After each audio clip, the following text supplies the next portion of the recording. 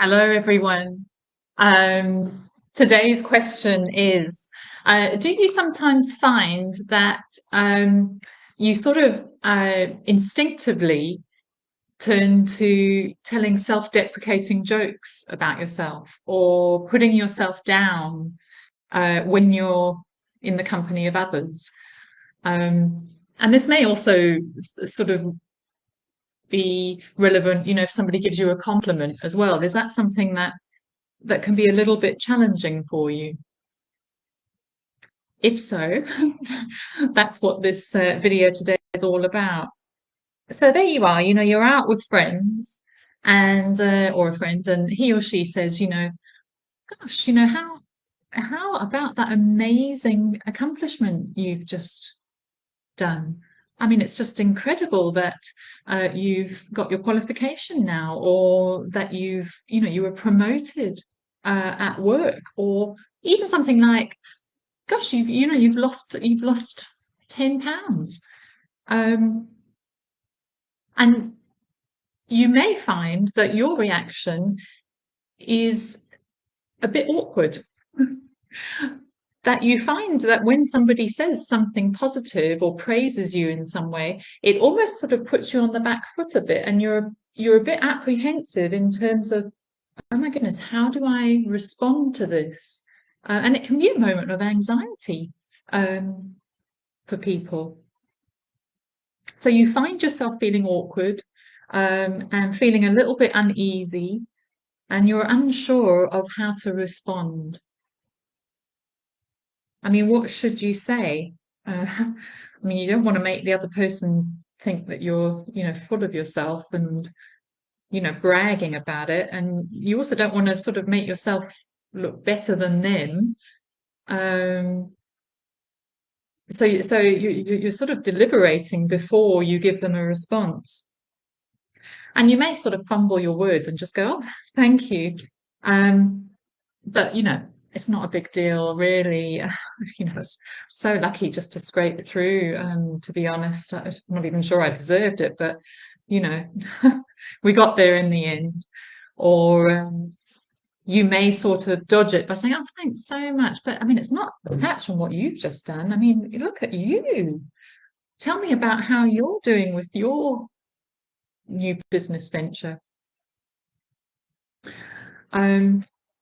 So your instinct is to sort of minimize your achievement or your success or anything positive that somebody says about you. So why do we do this? Why do we sort of have this sense of needing to minimize our achievements and successes? Well, it's one of the effects of having grown up with a narcissistic parent, for sure. And the reason I say that is because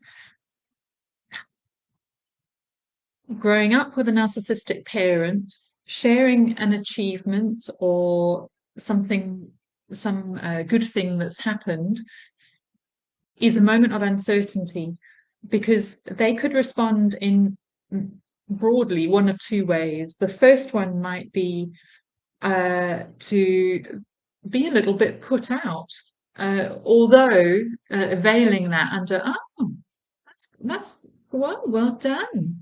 Yeah. But you can sort of almost hear beneath the sense of being a bit put out. So there's sort of like an element of jealousy when you share a success, potentially. On the other hand, what might happen is you might be met with the most over the top, larger than life flattery and praise, and that's just outstanding. And I'm going to go and tell, Jackie down the street, and it's just brilliant. Oh, yes, I knew you'd do it. I'm sure that comes from, our side of the family. We've always been resilient like that and hardworking, and you're just the same. It's fantastic. So in that situation, it almost feels like the parent takes the success and makes it their own and then runs off with it. It's almost like you've done it, you've done it to please them, to serve them, to serve their image of themselves. And you can kind of feel that. It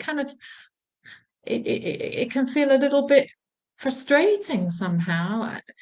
So both of those examples tend to foster in us a real apprehension later in life when it comes to receiving compliments, but also sharing in our successes. So what we do as children, in order to avoid angering the narcissistic parent, we tend to try to keep ourselves in the safe zone, which is smaller, lesser than them, and turning any praise back round to them. So, deflecting praise on us and trying to bring it to them so that they're still in the limelight. Another way we might minimize ourselves in order to be safe as adults is by putting ourselves down. This could be with jokes. You may find yourself saying things like, "Oh, thank you for saying I'm really hardworking." Well, with me, everything's hard work. Or, if someone says, "Gosh, you're looking absolutely fabulous. You've got really toned tummy," or something like that. And, you might say something like, "Oh, the only abs I've got are abnormalities." So these sort of little ways of kind of keeping us in that safe zone, the smaller than, it plays out in adulthood too. So how sad all this is. And it is a direct result often of having been brought up in an environment where assertiveness, self-belief, confidence, and successes were met with either put downs or over-the-top praise. So children learn that it's not actually safe to share achievements because it isn't certain how the narcissistic parent will respond. They could be jealous and they could try to spoil it for you. So, kind of almost insult you sometimes, or kind of send out a really insulting message like, "Oh gosh, well, yeah, it's good, but you could have got a distinction," or, something like that. And on the other hand, they will either praise you and take it from you. So in both instances, your successes, your good fortune, all of that is not about you. It's something that they will snatch from you. And they'll snatch it either by minimizing it and ruining it for you, or they'll snatch it by making it about themselves and using it for their aggrandizement.